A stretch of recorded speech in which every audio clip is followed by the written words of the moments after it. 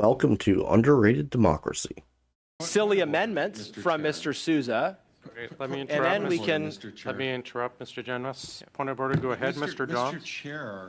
Mr. Chair, the Conservatives went for the throat with Mr. Utano and Mr. McDonald, and today they're saying they're here to protect Mr. Utano. This is debate. What's your point of order, Mr. Johns? Debate. Well, I mean, he's talking about point of privilege, but like seriously, you can't make this stuff up. Anyways, that's my point of. Yeah, that's not a point of order, but I appreciate your comments. Continue, Mr. Generous. Chair, I will, although it wasn't a point of order, I will respond to the implication of what Mr. John said.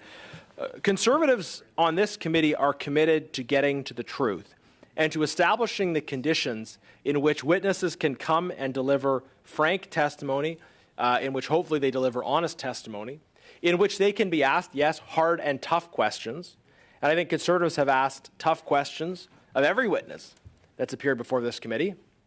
We've pressed Mr. McDonald on his claims. We pressed Mr. Doan on his claims. We pressed Mr. Firth, and so on and so forth. So it's not about being for or against one witness or another witness. We believe, though, that every witness should be protected in their ability to come before this committee, receive appropriate support in the process, and not be subject to retaliation after that. If a witness comes here under conditions where they worry about employment consequences for telling the truth, then we have a grave problem for the health of our democracy. And I think what ArriveCan reveals is that we do have a grave problem for the health of our democracy. We have Liberals and New Democrats working together, prepared to prevent questions of privilege of parliamentarians from being considered and going forward. And the idea that this was about getting to CEBA, look, by the time we were on the vote, we were already on the vote. So whatever happened at the vote, it was going to be done after that anyways. And Mr. John still chose to vote against the privilege motion. So he has to be held accountable for being part of this cover-up, part of failing to support our motion to actually allow this issue to be properly considered. And further to that, we have these amendments. Mr. Sousa was a finance minister in Ontario at one time, and I would certainly be happy to discuss the record of the Wynne government when it came to negative impacts on small business. And I wonder if some of my Ontario colleagues will have things to add to that. But he has put in this motion.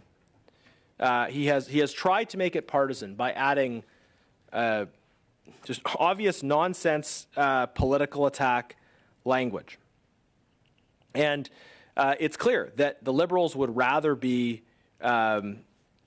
purveying these kinds of attacks rather than allowing the committee to continue to do the important work it has been doing on ArriveCan, and rather than doing the necessary work towards the achievement of a consensus around this issue. And just to reiterate, in terms of the timelines on CEBA, so the extension of the CEBA loan deadline is a decision that would have to be taken by the Government of Canada. The executive would have to take that decision. There is nothing this committee could do or by doing would prevent from the government making that decision one way or the other. So small businesses who are concerned about any aspect of the agenda of this government, including regarding the CEBA extension, need to know that it is the Liberal government that is responsible for setting and maintaining this deadline. And it is a Liberal government supported through a coalition agreement with the NDP. So if Mr. Johns wants to be up on a high horse and saying we need things for small business, the Liberals are ignoring small business, well, he needs to go talk to his leader and his House leader, and he needs to ask them why they continue to give the Liberals a blank check. Why the NDP are so terrified of facing voters that they will give Liberals a blank check. Because that's what this really comes down to. Mr. Johns can say all he wants about motions at committee, but it is a decision of the executive regarding granting the extension. And whether the executive will grant this extension or not depends only on the House insofar as the House decides whether or not it has confidence in the executive. Now, our position is clear as it relates to confidence. We do not have confidence in this government. We have voted non-confidence, I think more or less at every opportunity we've had. We did it hundreds of times in the fall. And our position is clear. We do not have confidence in this government. We think Canada needs a new government. The NDP have a different position. The NDP have confidence in the government, and they repeatedly vote confidence in the government, in spite of their crocodile tears over the impacts of this government's policies on small businesses. So I would challenge the NDP, if they are serious about wanting to do something for small business, then join us in expressing non-confidence in the worst government small businesses have ever had to deal with. Again, anybody that is concerned about the impact of this government's policies on small business should join us in voting non-confidence in a government that has been worse for small business than any government in Canadian history. The NDP will not do that. Instead, to try to cover for their Mr. Generous, I'm going to failures. interrupt. Unfortunately, we are past our time and we are out of resources. I am adjourning. No, Mr. Speaker, point of order. Oh, they're shutting down that fast, but that's exactly what I was saying. That's all the Liberal and the NDP want, is because the Conservatives are high in the polls right now. They need something to get out into the public to make the Conservatives look bad.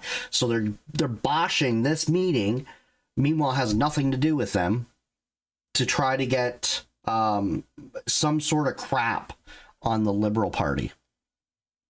Or on the Conservative Party, sorry. It's a bunch of bull is all it is. It's just pure bull. Meanwhile, the Conservatives and that committee can't do anything. There's nothing they can do. If that problem is Justin Trudeau's, and it has been from the beginning. Only they can make that decision.